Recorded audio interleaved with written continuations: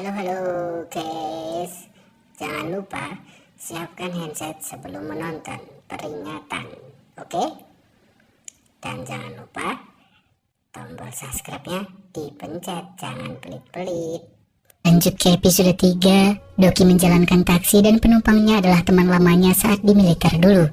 Doki mengantarkan temannya ke markas pasukan khusus. Si teman sangat senang bertemu Doki lagi dan sesampainya, si teman menawarkan Doki untuk kembali ke militer. Tapi Doki sudah nyaman menjadi supir taksi.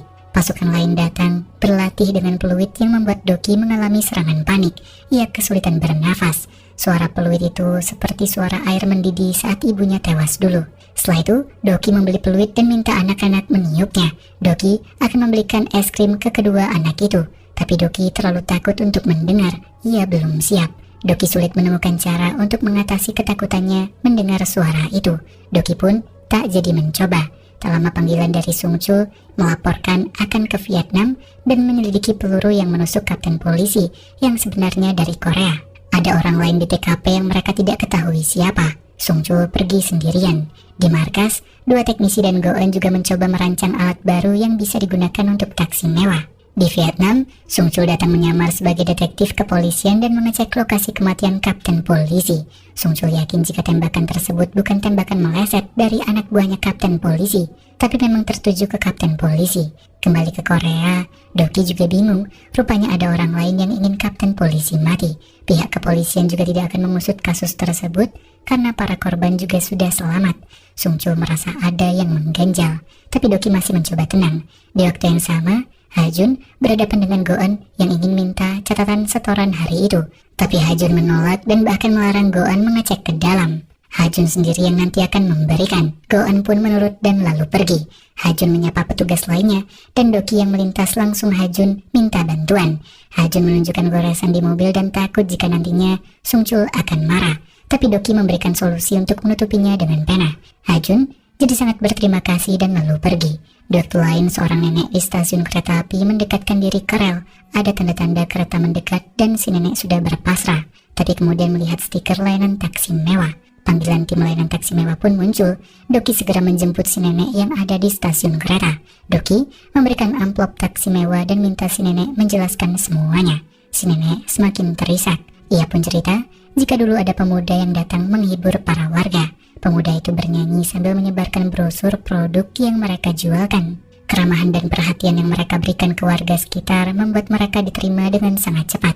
Apalagi para penduduk desa itu mayoritas orang tua.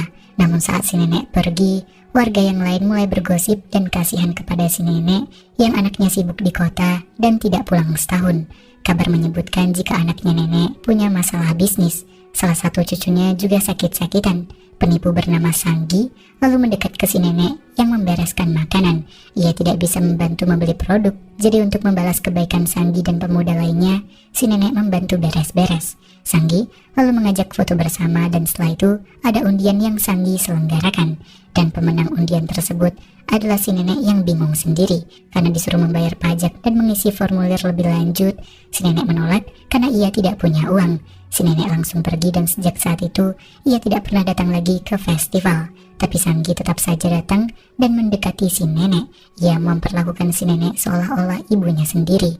Nenek mengaku jika tidak datang karena tidak bisa membeli barang yang Sanggi jualkan. Sanggi jadi membantu si nenek berjualan membuat dagangan nenek laris manis. Setelah itu si nenek mengajak Sanggi ke rumahnya dan makan bersama.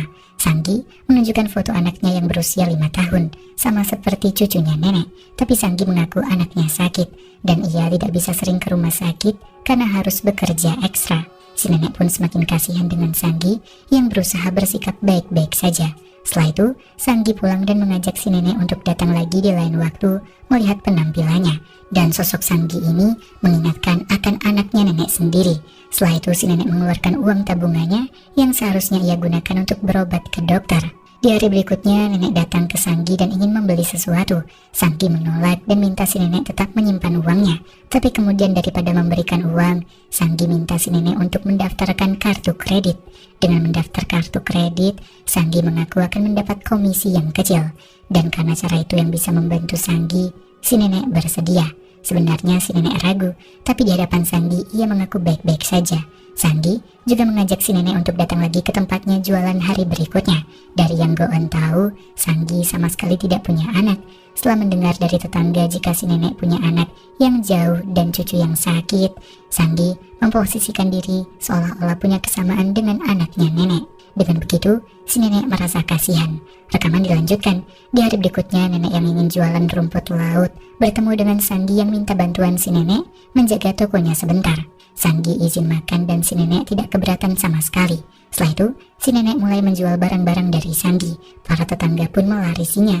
Dan selesai makan, Sanggi datang lagi dan ingin membeli seluruh rumput laut si nenek. Si nenek jelas menolak, tapi Sanggi memaksa dan mengingatkan jika dengan uang itu bisa membelikan mainan si cucu saat berkunjung. Nenek pun menurut.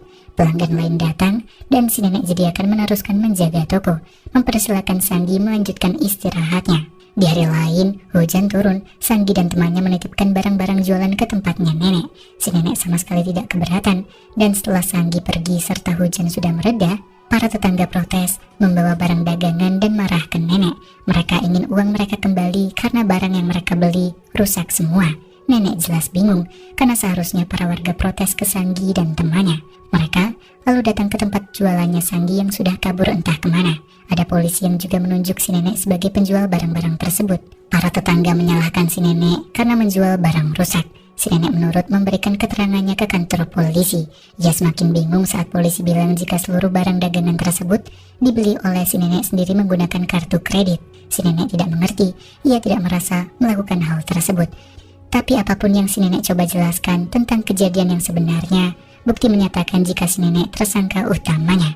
Apalagi banyak warga melihat Sanggi memberikan uang kepada si nenek. Para warga tetap protes dan polisi minta anaknya si nenek didatangkan. Si nenek jelas tidak bisa menghubungi anaknya begitu saja. Si nenek semakin takut anaknya tidak boleh tahu hal buruk terjadi padanya. Si nenek kasihan dengan anaknya yang di kota dan bekerja keras harus terganggu karena ulahnya. Ia minta ia saja yang dihukum. Si nenek benar-benar tidak mengerti. Sampai dengan Sanggi menghubungi dan mengaku jika selama ini ia yang menjebak si nenek. Sanggi sama sekali tidak merasa bersalah. Ia hidup baik-baik saja dengan menjadi parasit orang yang lemah. Kepedihan si nenek sama sekali tidak Sanggi pedulikan. Ia malah menyarankan jika si nenek tidak mau menghubungi anaknya karena takut menjadi beban, maka si nenek bisa mati dalam keadaan berhutang. Panggilan diakhiri dan Sanggi menikmati hidupnya lagi. Setelah itu nenek pun memutuskan untuk mengakhiri hidupnya, tapi ia melihat stiker layanan taksi mewah. Sungcul dan tim pun menduga jika Sanggi dan temannya sengaja menargetkan para lansia yang hidup sendiri dan tidak ingin anak mereka terlibat dalam kegiatan apapun. Sekarang, Sungcul dan tim mengatur rencana untuk membalaskan dendam si nenek. Mereka semua sepakat untuk menghukum Sanggi dan rombongannya. Si nenek kemudian memasukkan koin dari layanan taksi mewah ke dalam telepon umum, dan setelah mendengar instruksi untuk balas dendam atau tidak, nenek ingat akan kejadian setelah ditipu Sanggi. Ia ditelepon pihak bank karena si nenek tidak bisa membayar tagihan kartu kredit. Pihak bank lalu akan mengajukan gugatan ke pengadilan, dan jika hal itu terjadi, keluarga si nenek akan tahu si anak yang akan disuruh melunasi tunggakan si nenek. Si nenek sudah tidak punya pilihan lain. Ia memilih untuk balas dendam atas apa yang Sanggi perbuat kepadanya. Doki kemudian dengan taksi mewahnya pun mulai beraksi. Go-eun dan 2 teknisi juga ikut membantu. Pertama Doki dan 2 teknisi datang ke tempat distributor barang elektronik yang dijual. Doki melihat Sanggi dan teman yang lain sedang memindahkan barang elektronik yang mereka beli dari toko yang sudah tutup dan menggunakan transaksi tunai. Doki melanjutkan perjalanan, dan di hari berikutnya di desa lain, Sanggi dan rombongannya melakukan penipuan lagi dengan mengulang skenario yang sama. 2 teknisi berpura-pura menjadi warga di sana. Kedatangan Sanggi yang sangat ramah dan menghibur warga membuatnya cepat diterima oleh masyarakat sekitar. Saat makan bersama, Sanggi berfoto dengan target mereka, dan yang terjadi selanjutnya adalah undian. Pemenangnya adalah pria yang sebelumnya foto bersama dengan Sanggi. Ia sangat senang. Pemenangnya harus menyerahkan data diri sebagai administrasi. Dan setelah mendapatkan data pemenang, mereka akan mengirimkan dokumen tersebut ke penjahat lain yang bekerja sama dengan mereka. Tapi dari yang Go-eun dapatkan, ada 6 ponsel atas nama si nenek digunakan oleh para penipu. Mereka berlangganan kartu SIM yang semuanya dari kartu kredit milik si nenek. Doki lalu berencana untuk bertemu dengan penjahat lain yang bekerja sama dengan Sanggi, di mana lokasinya ada di suatu konter ponsel yang sama sekali tidak ramah kepada pelanggannya. Sudah banyak korban penipuan yang selama ini mereka jerat, dan dengan menggunakan ponsel atas nama si nenek, nama mereka masih aman-aman saja. Pembayaran juga menggunakan kartu kreditnya si nenek, dan untuk target selanjutnya adalah pria tua yang sebelumnya difoto Sanggi. Mereka sangat senang karena akan mendapatkan uang yang lebih banyak, tapi tak lama Doki muncul mengaku sebagai pelanggan. Orang-orang di sana bingung karena Doki masuk dari pintu belakang, tapi karena Doki adalah pelanggan, mereka akan melayani Doki yang ingin membatalkan langganannya si nenek. Melihat dokumen yang Doki bawa adalah milik kakek yang baru saja menang undian, mereka ingin tahu siapa Doki sebenarnya. Bos mereka pun bilang jika biaya langganan tersebut tidak bisa dibatalkan. Mereka masih meremehkan Doki, dan anak buah yang lain pun dipanggil. Doki langsung menyerang dan pertarungan itu tetap Doki yang mendominasi. Setelah semua tumbang, Doki memasang flash disk di komputer utama yang langsung Go-eun cek lebih lanjut. Doki kemudian membakar dokumen para korban. Go-eun juga berhasil membatalkan seluruh langganan kartu SIM, dan setelah itu Doki pergi. Di sisi lain, Sanggi bingung bercampur kesal dengan pemilik konter yang tidak bisa dihubungi. Sanggi kemudian berencana untuk ke sauna karena benci bau orang tua. Sementara Doki kini mulai melakukan survei untuk rencana selanjutnya.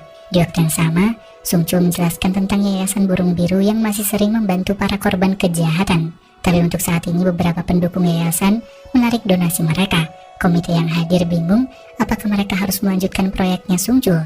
Tapi Sungchul akan berusaha menutupi biaya lainnya. Rapat diakhiri, mobil derek membawa mobil taksi yang saat Sungchul mendekat, rupanya Hajun yang mengalami kecelakaan. Ia masih baik-baik saja dan bersedia membayar biaya perbaikan dari gajinya. Tapi Sungchul tidak mempermasalahkannya. Ia malah bertanya apakah Hajun terluka. Sungchul menyuruh Hajun untuk segera datang ke rumah sakit. Hajun cukup bingung sekaligus berterima kasih. Sungchul lalu mengantarkannya ke rumah sakit. Sementara dua teknisi kini menjadikan mobil penyamaran sebagai tempat menjejahkan barang dagangan. Kembali ke Sanggi, mereka akan pergi ke tempat sauna. Hanya saja mobil mereka tiba-tiba mogok. Mereka kesal. Perjalanan mereka masih jauh dan mustahil menghubungi asuransi. Sampai mereka mendengar suara mesin traktor yang menuju ke arah mereka, dikendarai oleh Doki yang menyamar sebagai pemuda